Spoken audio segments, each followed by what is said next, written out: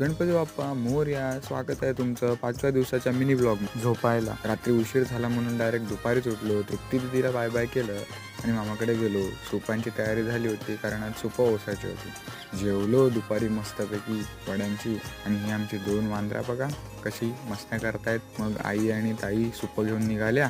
अंशू गेला आईस्क्रीम आणायला. काय आईस्क्रीम आणल्यावर दोघांची धावपळ नुसती.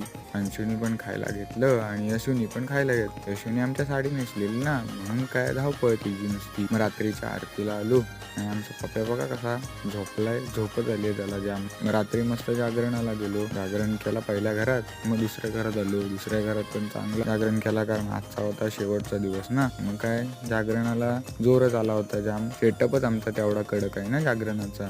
मजाच चालू होती काल. जाम नाचलो. मग गेलो घरी झोपायला. आता भेटू उद्याच्या ब्लॉग मध्ये. मोरया.